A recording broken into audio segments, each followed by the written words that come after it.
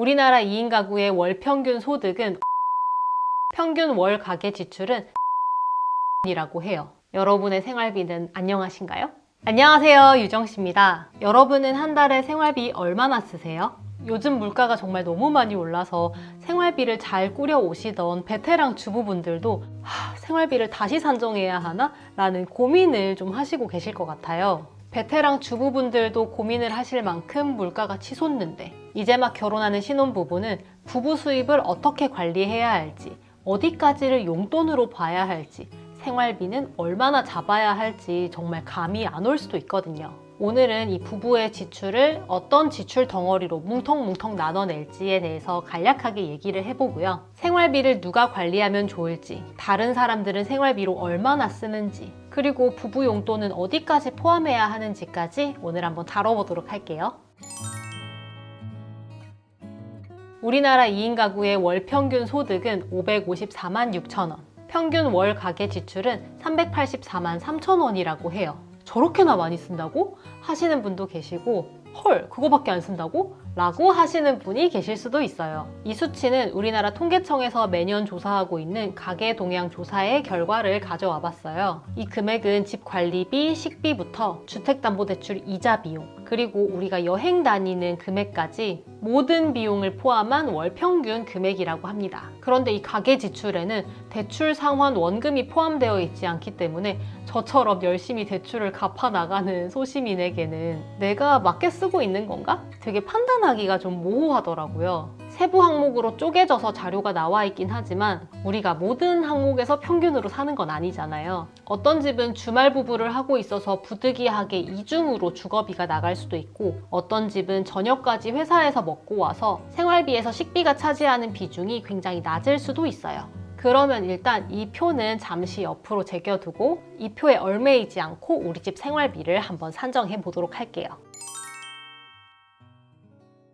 일단 신혼부부라면 이 얘기를 먼저 하게 될 거예요. 우리 집 생활비 누가 관리할래? 저는 생활비를 관리하는 사람은 요리를 주로 하는 사람이어야 한다고 생각해요. 생활비의 범위를 어떻게 잡냐에 따라서 관리하는 금액이 좀 다를 수는 있겠지만 생활비에 식비는 무조건 들어갈 거잖아요. 요리를 주로 하는 사람은 냉장고를 수시로 확인하면서 뭐가 남아있는지 확인하고, 그리고 추가적으로 필요한 식재료를 계속 살 거예요. 근데 그러다 보면 생필품이 같이 보이겠죠. 그리고 이런 잠깐 할인해주는 신용카드를 쓰게 되면 그 신용카드에는 아파트 관리비나 통신비 할인을 같이 껴주는 경우가 왕왕 있습니다. 이런 연계되는 항목들이나 전체적인 흐름으로 봤을 때 생활비는 요리 담당이 하는 게 맞습니다. 두 분 다 요리를 잘 하지 않으신다면 메뉴를 선정하시는 분이 생활비를 관리해주세요. 그럼 이렇게 담당자를 정했으면 생활비는 얼마로 산정을 해야 될까요? 그냥 두세 달 살아보면 대충 얼마 쓰는지 나오겠지 라고 하시면 정말 필수적으로 나가야 하는 금액보다 내가 쓰고 싶은 돈부터 먼저 쓰게 될 거예요. 저는 결혼 전에 남편이랑 둘이 나란히 앉아서 세후 월급 딱 까고 개인적으로 지출되고 있는 금액들을 전부 정리를 한번 해봤어요. 그렇게 나가는 돈들을 큰돈 나가는 덩어리로 뭉텅뭉텅 나눠서 지출 덩어리들을 만들고 나서 우리가 잡은 예산을 만족하는지, 이게 모자라지는 않는지, 혹시 남는지는 않은지, 이런 걸 두세 달 살아보면서 점검해 가면서 조율하는 과정을 거쳤어요. 저희는 지출 덩어리를 4가지로 나눴습니다. 첫 번째는 연 단위의 대출 상환 계획이었어요. 물론 대출이 없으신 분들은 연간 얼마를 저축할 건지에 대해서 한번 덩어리를 세워보시면 되겠죠? 그리고 두 번째는 연 단위로 관리되는 비정기 지출이었어요.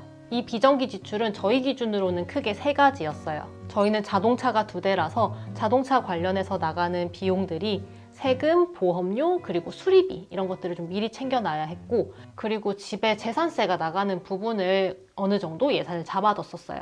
그리고 부모님 용돈을 연 단위로 한번 책정을 해봤어요. 어버이날, 생신, 명절에 얼마를 드릴 것인지, 어떤 선물을 할 것인지에 대해서 미리 정리를 해두고 연간 지출 항목에 미리 기입을 해둔 거죠. 그리고 세 번째는 이 부분에 대해서 신혼부부가 생각을 잘 못하는 경우가 많을 것 같은데요. 부부 자체 경조사를 또 생각을 하셔야 돼요. 우리가 결혼기념일을 어떻게 보낼 것인지, 그리고 각자의 생일에 어느 정도 금액대의 선물을 주고받을 것인지에 대해서도 미리 얘기해보는 게 필요해요. 그리고 저희 부부 같은 경우는 다른 걸 다 차치하더라도 여행비가 가장 큰 금액을 차지하기 때문에 1년에 몇 번을 여행을 갈 건지, 그때 얼마를 쓸 건지에 대해서 미리 책정을 해뒀어요. 이렇게 연 단위로 필수적으로 나가야 하는 금액들을 모두 빼고 나서 생활비를 한번 산정을 해볼게요. 여러분이 듣고 한번 생각해봐 주세요.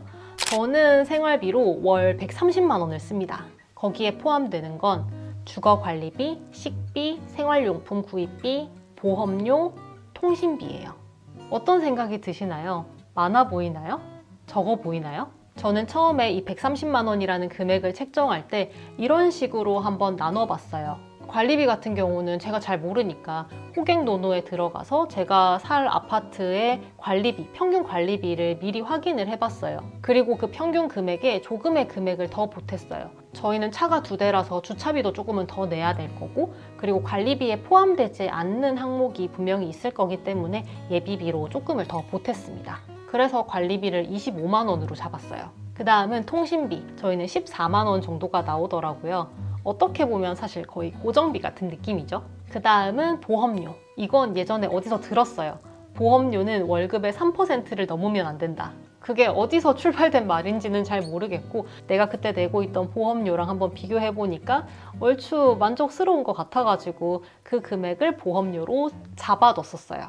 그리고 저희는 양가에 가족 통장 비용으로 3만 원씩을 넣고 있는 부분이 있어서 이 부분을 금액을 산정을 하고, 그리고 대망의 식비와 생활용품 구입비가 있죠. 이 부분은 제가 55만 원으로 금액을 처음에 산정을 해뒀었는데, 저희가 일주일에 집에서 밥을 몇 끼를 먹는지를 계산을 했어요. 월, 화, 수, 목, 금 저녁을 먹을 거고, 토요일에 2끼, 일요일에 2끼, 이렇게 총 일주일 동안 9끼를 집에서 먹을 것 같더라고요. 그래서 집에서 보통 해 먹으면 금액이 막 엄청 많이 나가진 않으니까 한 끼에 15,000원 정도 잡고 일주일에 9끼 먹고, 그리고 4주니까 그걸 다 곱해보니까 54만 원이 나오더라고요. 이까지를 다 산정을 해놓고 나서 예비비로 이 전체 금액의 10% 정도 되는 금액인 10만 원을 예비비로 잡았습니다. 그렇게 잡으니까 130만 원이 나오더라고요. 근데 여기까지 보셨을 때 저희가 변동이 있을 수 있는 부분이 사실상 식비랑 생활용품밖에 없는 거예요.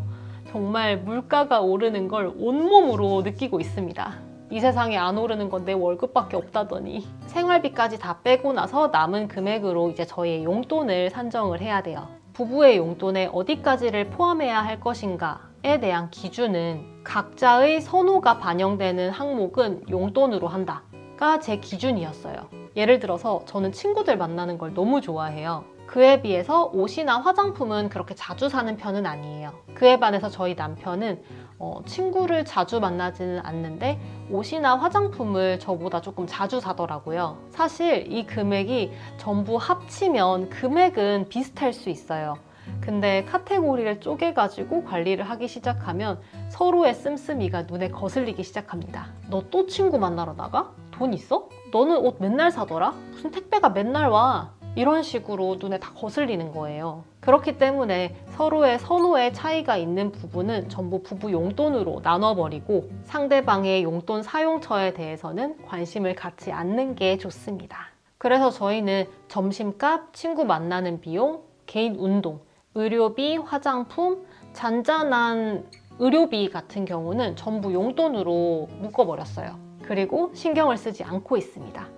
저는 저희 남편이 용돈을 어떻게 쓰는지도 잘 모르고 남편이 용돈을 얼마를 모아뒀는지도 잘 모르겠어요. 결혼하면서 서로의 소비 패턴에 대해서 낱낱이 아는 게 필요한 경우도 있지만 사실 저는 어느 정도 금액이 정해져 있다면 그걸 어디에 쓰는지는 굳이 알 필요 없다고 생각해요. 결혼하고도 각자의 시간과 개인적인 공간이 필요한 것처럼 내가 쓰고 있는 돈 중에서 누구의 눈치도 보지 않고 누구의 신경도 쓰지 않을 돈이 요만큼이라도 있어야 마음에 좀 여유가 있지 않나 라는 생각이 들거든요. 그래서 저희 부부의 가계 지출을 이렇게 구분해 보고 나서 통계청에서 조사한 2인 가구 지출, 가계 지출을 한번 다시 봤어요. 이 부분이 2인 가구의 가계 지출 평균인데요. 전체 금액을 보면 384만 3천 원이라고 되어 있죠. 근데 이 중에서 비소비 지출, 이게 이제 대출 이자 같은 걸 말하는 거거든요. 근데 이 부분은 저희 집 같은 경우는 생활비 카테고리에서는 빠지는 부분이라서 빼고 이 소비 지출 부분 267만 4천 원 항목만 좀 보려고 해요. 근데 여기부터는 각 집에서 생활비 내역에 포함하고 있는 부분 위주로 봐주시면 될 것 같아요. 저는 제 위주로 한번 보겠습니다. 여기서도 보면 의류랑 신발 같은 경우는 저희 부부는 용돈으로 빼니까 제외하고 보건 부분은 막 의료비, 약값 이런 것들이었는데 저희는 그게 자주 나가거나 그런 건 아니라서 이 부분을 보험료로 볼게요. 그리고 교통, 저희는 이것도 개인 용돈 항목이라서 제외하고 오락, 문화, 교육 이것도 저희는 개인 용돈이라서 빼고 음식, 숙박, 여행이죠. 이것도 빼고 기타 상품 서비스 이 부분은 세금 이런 것들이었는데 이 부분도 비정기 지출이라서 제외를 했어요. 이렇게 다 빼고 나서 제가 생활비로 관리하는 금액만 한번 정리를 해보니까 2인 가계 지출 중에 122만 3천 원이 나오더라고요. 아까 저는 생활비로 130만 원 쓴다고 했잖아요. 저는 의도치 않았지만 어떻게 이렇게 비교를 해보니까 제가 꽤 평균에 가까운 생활비로 살고 있더라고요. 여러분은 이 표와 여러분의 생활비를 비교해 보셨을 때 어떤 생각이 드셨나요? 사실 남편한테 생활비 올리자고 하려고 그랬는데 제가 너무 평균으로 살고 있어서 이 생활비 올릴 만한 근거가 좀 부족해졌네요.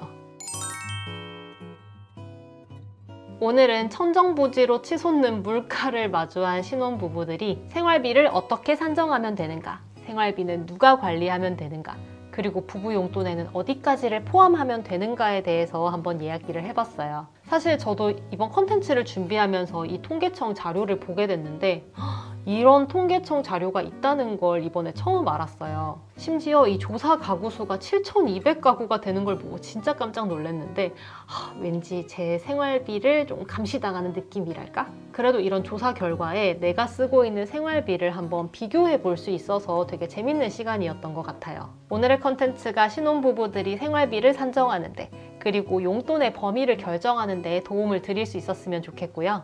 여러분의 생활비는 안녕하신지 댓글로 남겨주시면 재밌게 수다 떨 수 있을 것 같아요. 오늘의 영상이 도움이 되셨다면 구독과 좋아요 부탁드리고요. 저는 또 재밌는 주제로 컨텐츠 한번 가져와 보도록 할게요. 감사합니다.